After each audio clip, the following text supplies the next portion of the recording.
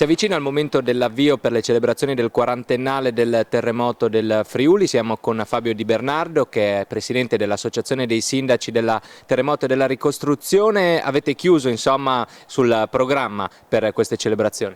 Sì, abbiamo chiuso dopo 2 riunioni, una col direttivo dell'associazione fatta martedì sera e poi giovedì pomeriggio con la regione abbiamo fatto quella conclusiva dove abbiamo fatto un elenco di opere e di tante manifestazioni che toccheranno un po' tutta l'area montana e tutta la zona del terremoto. Ci può anticipare quali saranno le principali e quando si partirà?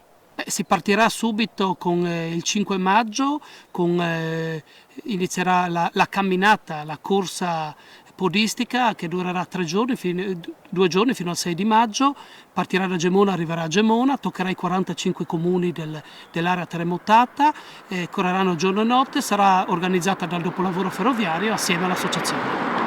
E poi per quanto riguarda invece gli altri appuntamenti? Gli appuntamenti ci sarà un grande calendario, partendo da tante attività anche dal Consiglio regionale, dove toccherà al Consiglio regionale sia a Trieste con delle mostre, ma anche su tutto il territorio. Saranno tante mostre itineranti, questa è una cosa positiva. Inizieremo con la mostra qua a Venzone, con una mostra proprio sul terremoto, per poi arrivare all'esercitazione finale fino a settembre con Portisvecchio, che sarà sì su Porti, su Venzone, su Gemona, su tutte le aree con la protezione civile e anche su tutto il Pordenonese. A proposito di anniversari quarantennale, si parla di memoria, di ricordo, ma anche in prospettiva, e proprio qui da Portisvecchia dove ci troviamo questa esercitazione prosegue sul filone di quanto avete organizzato con una palestra addestrativa per le varie forze di emergenza e protezione civile. Sì, andremo proprio a settembre a inaugurare anche questa scuola internazionale antisismica dove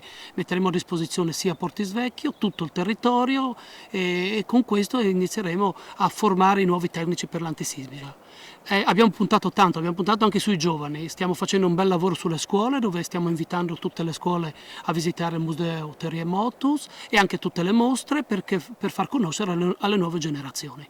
Ci sono state comunque un po' di polemiche negli ultimi giorni perché alcuni comuni lamentavano la scarsa propensione ad organizzare, ad avvicinarci a questo calendario. È tutto risolto? Sì, è tutto risolto, nel senso che servono ancora un po' di fondi, la Regione metterà a disposizione ancora qualche fondo durante l'assestamento di bilancio.